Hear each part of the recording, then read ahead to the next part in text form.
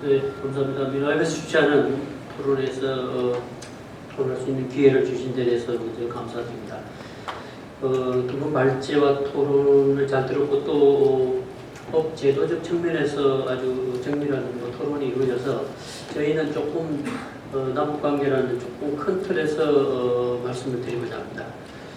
19대 국회가 개원하면서 새로운 남북관계 관련 이제 법률을 만들고 계신 걸로 알고 있는데 일단 그 18대 국회에 대한 반성이 전제돼야 되지 않을까 하는 그런 생각도 해보게 됩니다. 무엇보다 이 관련 이 법령이라든가 법률 시행령을 만들었으면 그 법대로 이행돼야 되는데 무엇보다 중요한 것은 2005년 말과 2006년 10월에 이 시행 발효된 그 남북관계 발전에 관한 법률 및 시행령이라는 이 남북관계를 이 정권이 바뀐다 하더라도 크게 영향받지 않고 일관성을 가지고 가자고 하는 그런 좋은 그 법률과 시행령을 만들어서 이렇게 책자로 만들어서 그때 돌린 걸 지금도 제가 갖고 있는데요.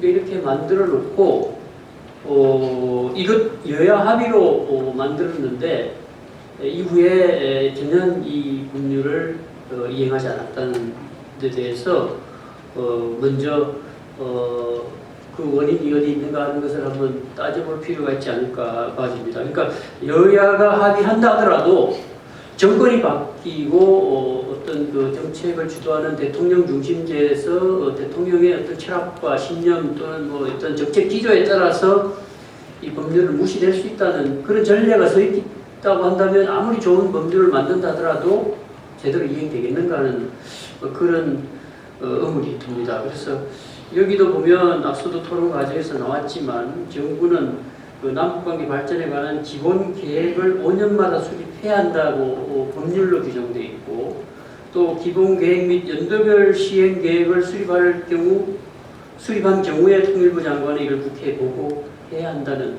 이런 구체적인 내용이 있는데 이게 제대로 이루어지지 않은 데 대해서 국회가 얼마나 통일부에 대해서 요구를 했고 또 그에 대한 책임을 물었는지 이런 부분에서 지금 뭐 현 19대 국회의원이시긴 하지만 이 양당의 국회의원님들이 여기에 대한 어떤 그 입장을 좀 밝혀야 되지 않을까 봐지고요.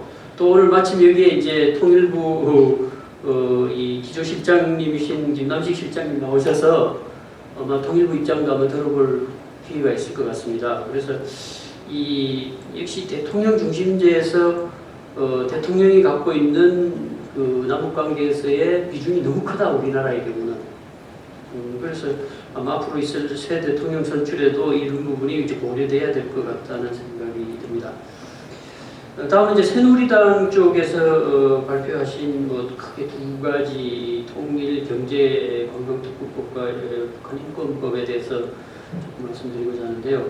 금강산 관광지구와 이제 개성공업지구와 연계해서 설악과 금강 통일특구 또 개성 파주 통일특구와 관련되는 내용은 저는 뭐 바람직하다고 생각하고 있습니다. 그러니까 남과 북의 어떤 그 접경 지역에 그런 그 경협지대나 또는 관광 협력지대를 만들어서 협력을 해나간다는 것은 결국은 이 긴장 지역을 평화지대로 이렇게 만드는데 상당한 의미가 있다고 볼 수 있겠습니다. 그 단적인 예는 지금 개성공단을 보시면 아실 수 있을 것 같습니다. 그러니까 개성공단이 처음에 만들 때는 남북한의 지도자들의 주관적인 판단이 뭐 여러 생각이 서로 달랐지만 나름대로 합의가 이루어지고 만들어진 다음에 이행되는 과정은 이것이 객관화돼서 이제는 주관적으로도 어떻게 하기 어려운 이 시기로 접어드는 것을 우리가 확인할 수 있었는데요. 그런 것처럼 그런 사업들이 이 접경지대에 많이 만들어지는 건 좋은데 특히 이제 거기에 상응하는 예를 들면 개성에 상응하는 파주 이 금강산에 상응하는 설악이 만들어진다는 것은 매우 의미가 있다고 보는데요. 특히 그 설악과 금강 부분은 지금으로부터 30년 전입니다, 벌써. 그러니까 1982년 그 전두환 대통령 시절에 20개 시범 실천 사업이라는 것을 내걸 때 설악산과 금강산을 묶어 자유관광 공동지구로 개발한다, 이런 내용이 있었습니다. 그러니까 어떻게 보면 그 30년 전에 제안하고 계획했던 안들이 현재까지 이행되고 있지 못하다는 것을 확인할 수 있는 것이죠. 그런 측면에서 보면 뭐 30년 전에 내놓은 것이긴 하더라도 현재 새누리당에 이런 계획을 갖고 있다는 것은 그 남북 긴장 완화라든가 협력 체제 상당히 의미가 있다고 하시고요. 예를 들어서 14선언에서 해주 특구에 대한 설치가 어느 정도 됐다고 한다면 거기에 상응하는 뭐 광화도 지역이라든가 이런 지역도 포함할 수도 있겠죠. 이런 식으로 이렇게 확대해 나가면 좋을 것 같고요. 특히 제가 그때 개성공단 할 때 좀 지나서 현대아산 임만주 사장님하고 회의할 기회가 있었는데, 그때 현대아산이 개성에만 관심을 갖지 말고 상응하는 파주에 관심을 가졌으면 상당히 아마 기업적으로 이익이 됐을 거다. 그러니까 그분들은 주로 개성만 생각하고 파주를 등한시했거든요. 근데 그럴 때 이제 LG LCD 공장이 거기 들어갔죠. 그리고 후에 지금 파주가 엄청 개발이 되고 뭐 그렇게 된 걸로 아는데요. 근데 그때는 이제 북한의 노동자들을 파주로 출퇴근시킬 수가 있는 거리에 있고 지리적으로도 아주 좋은 지역입니다. 그래서 향후에도 이게 이제 지금 말씀하신 대로 개성 파주 이 통일특구가 된다면 경우에 따라서는 우리 자꾸 개성만 생각할 필요가 없이 파주에다가 우리 첨단 어떤 그런 공장들을 많이 세워서 북한 노동자들을 활용할 수도 있다.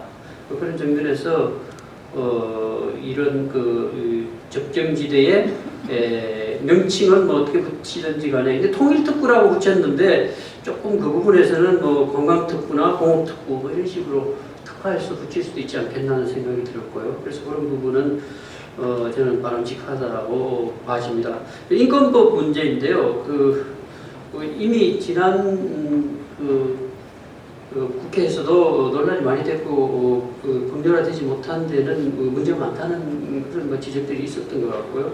그래서 어쨌든 남북 관계라는 특수성 속에서 봐야 되지 않을까. 미국은 북한에 대해서 인권법을 제정하고 예산도 집행하고 있죠, 지금도. 그러니까 그런 국가 대 국가라는 특수한 관계 속에서는 압력 차원에서 할 수 있겠는데요. 남북 관계라는 이런 특수성 속에서 봤을 때 지금 이제 직접적인 그런 여러 가지 인권 개선 요구를 북한이 받겠는가, 또 그런 법들을 만들었을 때 남북관계 설정이 제대로 되겠는가 하는 데 대해서는 좀 생각을 해봐야 될 것 같고요. 우리 한국의 경험에 비춰보더라도 과거에 보면 외부 세계, 특히 미국이나 이런 인권 관련 기관에서 한국 인권 개선과 관련된 압력을 많이 넣었던 건 사실이죠.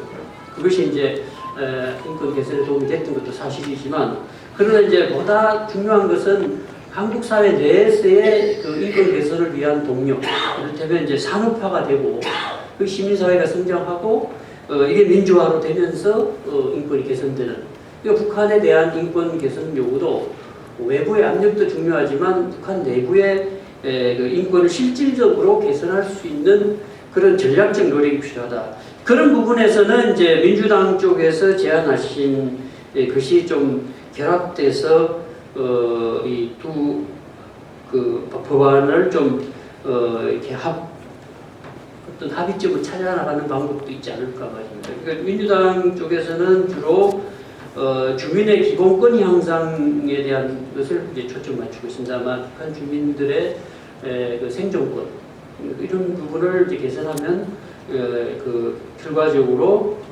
실질적인 북한 인권 개선에 도움이 된다는 그런 취지하에 이제 나가고 있는데요. 그러니까 결국은 그 북한의 인권 개선은 외부의 어떤 압력도 중요하지만 실질적으로 이것을 이제 개선시킬 수 있는 전략적 노력이 필요한데 그걸 이제 말과 법률로만 되겠는가 하는 부분이 그렇게 그 겉으로 들고 나가는 것 못지않게 중요한 것은 실질적으로 이제 교육력을 정립시키면서 북한 주민들에게 자체의 힘으로 인권을 개선할 수 있는 동력을 키워주는 이 소프트 파워 같은 것이 들어갈 수 있는 여러 통로들을 열어주고 하는 것도 중요하다는 그런 생각을 해왔습니다.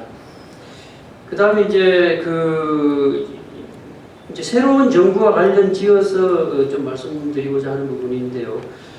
지금 이제 많은 그 대선 과정에서 여러 논의들이 있는 과정에서 이제 이 남북 관계를 어떻게 설정할 것인가.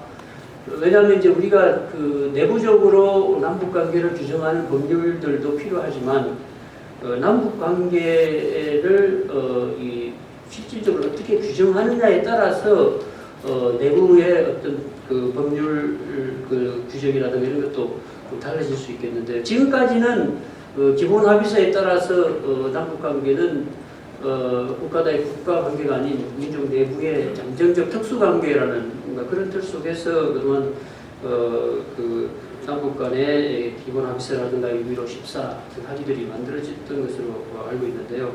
그러니까 이제 이런 향후에도 계속 남북 관계를 내부의 잠정적 특수 관계로만 볼 것인가? 이제는 유엔에 동시 가입한 두 개의 어떤 주권 국가를 보고 국가 대 국가 관계로 이걸 봐야 되지 않냐 그런 이제 일부 주장들도 있는 것 같고요. 또 어떤 쪽에서는 이게 분단 국가이니까 완전한 어떤 국가성보다는 분단 국가라는 그 개념으로 남북 관계를 새롭게 규정해 나가지 않는가 이런 얘기들이 있는 것 같습니다. 그래서 향후에는 제가 볼 때 그 남북 관계를 규정하는 새로운 합의가 하나 만들어져야 될 것 같고요.